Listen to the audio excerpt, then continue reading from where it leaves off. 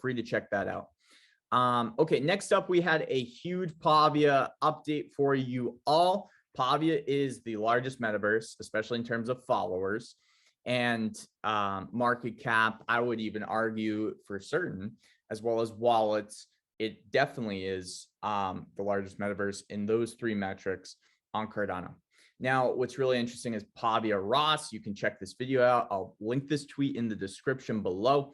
He interviews Lee from the team. So the team is becoming more open and more transparent by the day, which is awesome. They don't really need to do that, but they're doing it. And it's great to see incredible feedback from the community on this interview. I was scrolling through the comments, things like, I appreciate you guys, doing these, giving us kind of an inside look of how you think about Pavia, how you think about the metaverse, how you think about the community. So a few takeaways I just wanted to say from that interview. Let's get into it right now. So the first key takeaway is that Lee is the interviewee for Pavia Ross. Okay, the second key takeaway is what is Lee's role, right? So Lee is filling a role to help partnerships and networking. Now, this came out of the fact that many projects from Cardano and other blockchains were approaching Pavia to do a partnership. And they needed Lee, who originally was more of a community sort of manager, like just kind of really overseeing how the community is growing and taking in insights and then trying to implement those insights a little bit to help the community better be intact with Pavia and better understand Pavia. Really, what was happening though is they needed him to move up and Pavia Ross to take his place. And now Lee is kind of like helping to facilitate all these different projects and groups that are coming to Pavia saying, hey, let us work with you. Let us work with you. Number 3 takeaway is Pavia Ross is itching for a fight. He asked Lee if he thinks that Lee can take him in a fight. And Lee said that he wouldn't be able to take Pavia Ross in a fight. And it was just a fun little joke. So I don't know who I'd take. Lee seemed pretty quiet and confident. He said, no, I wouldn't take you in a fight, but who knows, man? He could know some cool jujitsu or something behind the scenes. You just never know with guys like that. I call them sleepers, right? They act real. Oh, no, I wouldn't take you in a fight, whatever. But he might take out some nunchucks or something. Next up, Lee has a lot of love and really appreciates the mods of Pavia and is a little bit surprised at how I think both Pavia Ross and Lee gave a lot of loves to the mods. We know Rito's, we know a few others. And basically here at the J Crypto channel, we love the mods from Pavia as well.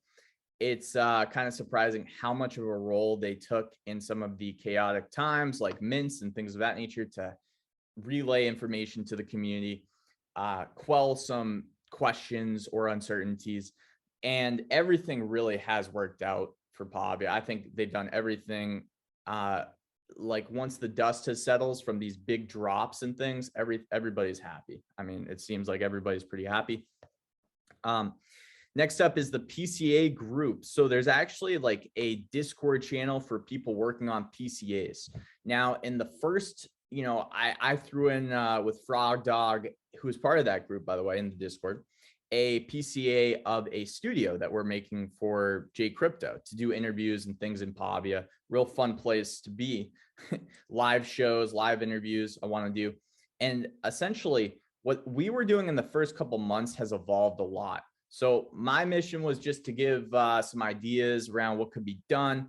Things like a volleyball court on a beach asset or a studio to do interviews, things of that nature.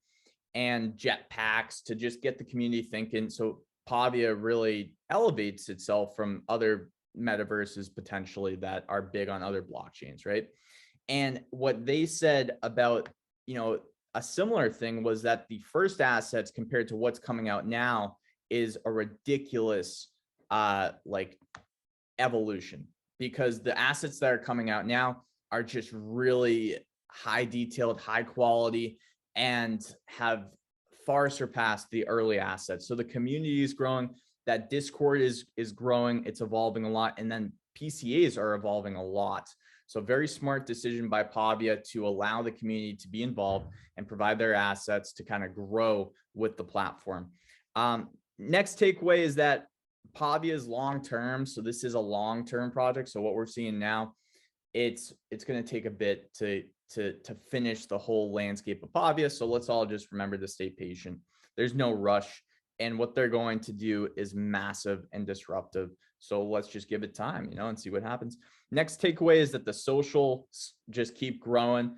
And part of that, just quickly, I think, is because of their decision to involve the community, to make PCAs and show people a little bit about what the Pavia metaverse could look like. I also love the way that they do their visual updates, things like load testing, give the community something to imagine and look forward to and think about. Then the last takeaway was, that Lee, for all the PCA artists, wants to see something elevated. So something levitating or floating. I thought that this was genius. And I really like that idea. Maybe a big building with a jetpack on it that just keeps it right above ground with like an elevator that if you stand on, it just kind of goes up.